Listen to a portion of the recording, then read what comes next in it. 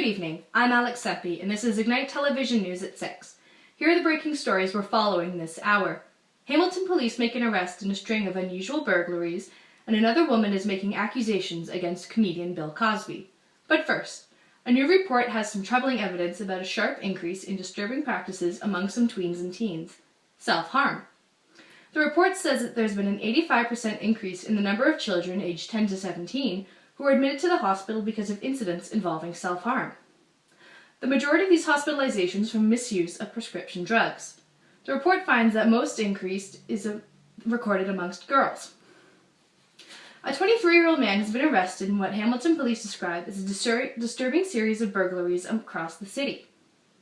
About 150 women's undergarments are among the items stolen from homes in the East End and on Hamilton Mountain. That helped detectives crack the case. Police say that more than $200,000 worth of stolen goods have been recovered, including jewelry, sunglasses, cell phones, and other electronics. Detective Glenn Jarvie says that the random burglaries took place during the daytime hours over a 4-month period dating back to July. Alexander Zwanoff of Hamilton faces 6 counts of breaking and enter, 9 counts of possession of stolen property, and 3 other charges. A 36-year-old man has been charged after Toronto police allege a powerful explosion at a downtown condo was caused by a drug lab. The blast rocketed the Liberty Village neighborhood west of the downtown core on Monday evening and left one man with minor burns to his hands and face. 36-year-old Andre Hagan is facing a drug trafficking charge. TV host and model Janice Dickinson is the latest woman to accuse comedian Bill Cosby of sexual assault. Dickinson alleges it happened back in 1982 at Lake Tahoe, California, where Cosby was performing.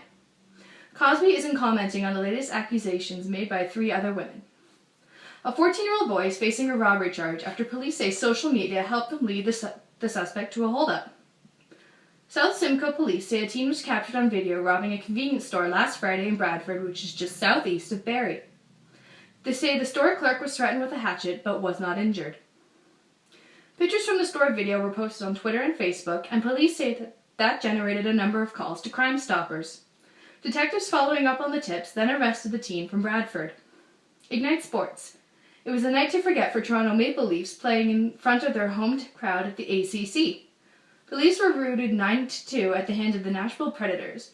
The Predators scored 5 times in the third period en route to the victory. 3 other Canadian NHL teams were also in action. The Montreal Canadiens fell to the red-hot Pittsburgh Penguins at 4-0. Winnipeg beat the Devils 3-1, and the Flames doused Anaheim 4-3 in a shootout.